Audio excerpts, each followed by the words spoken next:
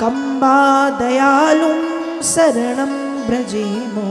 जरा सोचो भैया, ऐसे कृष्ण से ज्यादा कृपालु इस दुनिया में कोई दूसरा है, जो जहर पिलाने वाली को भी वो गति दे दे जिस गति को पाने के लिए बड़े बड़े ऋषि मुनि साधु संत महंत इत्यादि लालायित रहते।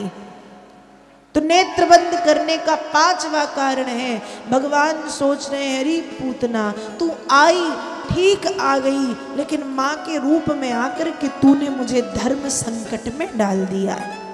माँ बन करके आई है, बेटा बन के दूध पीऊंगा, लेकिन गति वो दूंगा जो गति पाने के लिए ऋषि मुनि तरसते। तो तुझे वो गति, तुम मैया यशोदा को कौन सी गति, गोपियों को कौन सी गति दूंगा, तूने आकर के धर्म संकट में डाल दिया है। भगवान ये सोच रहे हैं। तो नेत्र बंद करने का पांचवा कारण। इस तरह से भगवान खूब सोच विचार करने लगे, खूब विचार कर रहे हैं, सोच रहे हैं। अब पूतना ने गोद में लिया, भगवान भी स्तनपान करने लगे। भोलेनाथ कंठ में बैठे हैं तो जहर पीने लगे, भगवान कृष्ण दूध पीने लगे। दुग्ध पान करते करते करते करते करते करते पूतना के प्राणों को खींचना प्रारंभ कर दिया। और जैसे ही प्राणों को खींचना प्रारंभ किया, सा मुंच मुंचाल मिति प्रभासिणी निस्पीड्यमानाखिल जीव मर्मणि बिभ्रत नेत्रे चरणौ भुजौ मोहो प्रस्विन्न गात्रा क्षिपति रुरोध। पूतना के प्राणों को खींचना प्रारंभ कर दिया।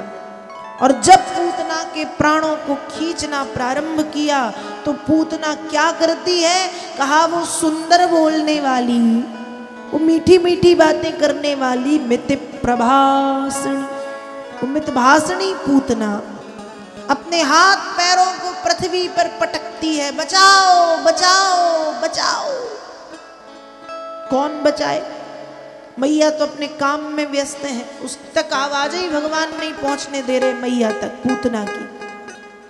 उसके नेत्र फटने लगे, उसके शरीर से पसीने की धारा बहने लगी। अरे लाल छोड़ दे छोड़ दे छोड़ दे। सा मुंच मुंचाल। वेद व्यास जी ने 2 बार मुंच शब्द का प्रयोग किया है यहाँ। एक बार कहा है मुंच और दूसरी बार मुंचाल। तो एक बार पूतना कह रही है छोड़ दो, कष्ट हो रहा है, शरीर में दर्द हो रहा है, छोड़ दो।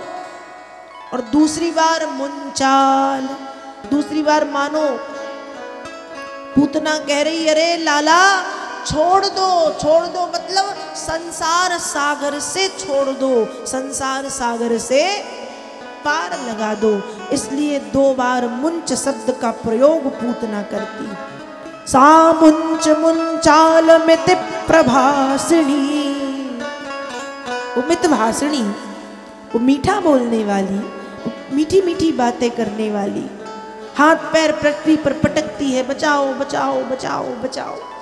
नेत्र फट गए, पसीने की धारा बहने लगी, पसीना निकल रहा है शरीर से। अरे मैया अपने लाला को मुझसे छुड़ा, तेरी कोख से किसी साधारण बालक ने जन्म नहीं लिया मैया, तेरी कोख से किसी देवता ने जन्म लिया है, मैया बचाओ बचाओ बचाओ।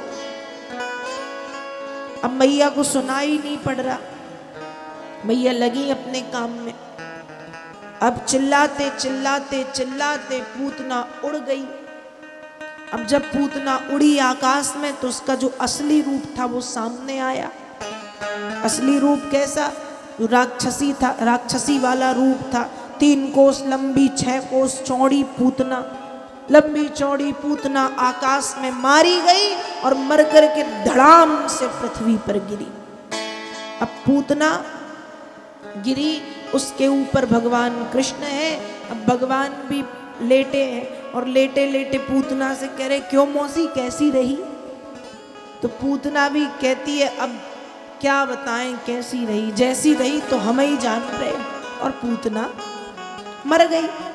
अब पूतना मर गई, यहाँ मैया जो गई कि बड़ी देर हो गई, वो गोपी पता नहीं गई कि नहीं गई, कुछ आवाज ही नहीं आ रही। अब जैसे ही मैया कक्ष में गई तो लाला नहीं है पालने में और ना पूतना। मैया जोर जोर से चिल्लाती, अरे मेरो लाला कहाँ चलो गए हो, मेरो लाला कहाँ चलो गए हो। और जैसे ही देखा चारों तरफ ढूंढने लगी। गोपी ग्वाल बोले, क्या हुआ मैया? कहा कन्हैया नहीं है पालने में। अब कन्हैया नहीं है पालने में। इतने ही में दो बालक आए, कहते मैया हमें पता है कन्हैया कहाँ है। कहा कहाँ है? कहा वो मथुरा जाने वाली गली में डलो है, एक राक्षस के ऊपर। अब तो मैया की सांस में सांस नहीं कि मथुरा जाने वाली गली में राक्षस के ऊपर कन्हैया डलो है। अब मैया भागी भागी भागी दौड़ लगा करके पहुंची। उस तरफ से नंद बाबा भी चले आए, वसुदेव जी ने भेज दिया। अब जैसे ही नंद बाबा ने देखा तो वे भी समझ गए कि भैया वसुदेव तो पक्के ज्योतिषी हैं, कहा था कि लौटो तुम्हारे लाला के ऊपर संकट आने वाला है। और ये देखो, अब जल्दी से मैया ने पूतना के ऊपर से लाला को उठाया, ग्वाल वालों ने ब्रजवासियों ने उठा करके दे दिया। और मैया भी अभी हंस रहे थे पूतना की स्थिति को देखकर। जैसे ही मैया को देखा तो जोर जोर से रोने लगे, जैसे खूब डर गए हो। मैया ने भी गोद में उठा के छाती से चिपकाया। अब ब्रजवासी बात करने लगे कि भैया इतनी बड़ी राक्षसी कैसे मर गई। तो एक बालक कहता है कि हम बताएं कैसे मरी। कहा कैसे मरी? कहा ये कन्हैया को लेके भागी और पाँव में उपट्टा लग गयो तो धड़ाम से गिरी, और उपट्टा लगो धड़ाम से गिरी तो मर गई। तो मैया भी कहती तुम चुप रहो, कोई उपट्टा लगने से मरता है पागल, चल भाग यहाँ से। बच्चे वहां से भाग गए। तो कैसे मरी?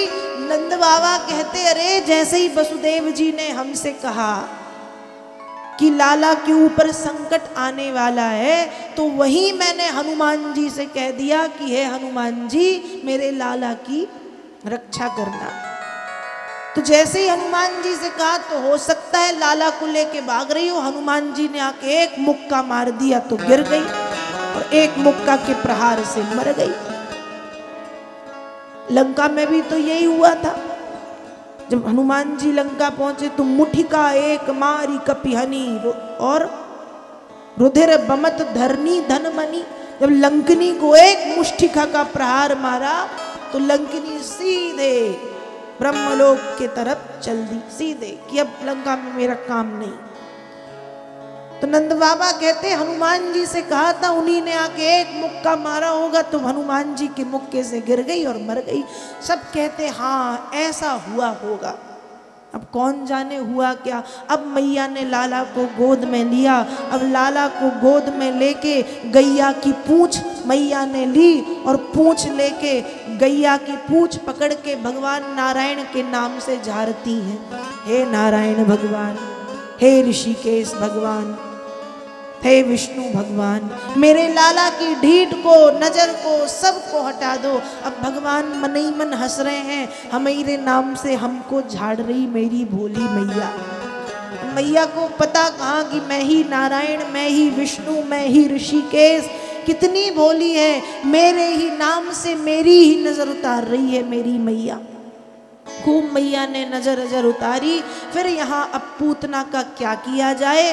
तो जब पूतना गिरी तो उसके गिरते समय जितने भी वहाँ पेड़ थे वो सब चकनाचूर टूट गए। तो नंद बाबा ने भी पूतना के हजारों टुकड़े कराए। जो पेड़ टूटे थे उन्हीं की चिताएं बनवा करके उन टुकड़ों को जलवा दिया, पूतना के टुकड़ों को जो शरीर के थे। अब जब पूतना जल गई तो धुआं से जो खुशबू निकल रही है। अब जब शरीर जलता है, राक्षस का नहीं, हमारा शरीर जले, किसी का भी जले तो शरीर से तो बदबू आती है। मांस जले तो बदबू आएगी, बाल जले तो बदबू आती है। शरीर से तो बदबू आती है, लेकिन जब पूतना को जलाया गया तो पूतना के शरीर से अगर तगर सुगंध वाला रात रानी, मोगरा, बेला, चमेली, गुलाब जैसे पुष्पों की तरह सुगंध निकल रही है। क्यों? क्योंकि उसका स्पर्श स्वयं गोविंद ने किया था, उसका स्पर्श स्वयं नारायण ने किया था, और जिसका स्पर्श नारायण कर दे उसके शरीर से दुर्गंध थोड़ी आ सकती, चंदन की तरह खुशबू ही आएगी। तो वो खुशबू मानो संकेत दे रही है कि पूतना मारी गई और इसका तरण तारण हो गया, उसे वह लोक मिल गया जिस लोक को पाने के लिए बड़े बड़े योगी भी तरसते हैं। पूतना की मृत्यु हो गई। ये पूतना कौन थी? कल आप सबने राजावली की कथा को सुना था। ये जो पूतना थी, ग्रंथों में ऐसा वर्णन मिलता है, ये पूर्व जन्म में राजावली की बेटी थी। इसका नाम था रत्नमाला। जब बामन भगवान 3 पग पृथ्वी का दान मांगने पहुंचे और रत्नमाला ने बामन भगवान की सुंदरता को देखा तो मन ही मन सोचती है, इतना सुंदर यदि मेरा लाला होता तो मैं उसे अपना दूध पिलाती। लेकिन अगले ही क्षण जब भगवान ने 3 पग कह के तीनों लोग बलि से छीन लिए और बलि को बंदी बना लिया, तो वही रत्नमाला मन में सोचती है कि यदि इतना दुष्ट मेरा लाला होता तो मैं उसे दूध में जहर मिला करके पिला देती। भगवान उस कन्या के भाव को जान गए और कह दिया तथास्तु। वही रत्नमाला द्वापर में पूतना बनकर के पधारी है, जो दूध भी पिलाती है और दूध में जहर मिला करके भी पिलाती है। तो भगवान ने पूतना का उद्धार कर दिया। पूतना किसे कहते हैं? वेद व्यास जी लिखते हैं, कंसेन प्रहिता घोरा पूतना बाल घातनी। पूतना कौन? कहा छोटे छोटे से बच्चों के साथ, छोटे छोटे से बालक और बालिकाओं के साथ जो शत्रु की तरह व्यवहार करे, जो दुश्मन की तरह व्यवहार करे, उन्हें पूतना कहना चाहिए।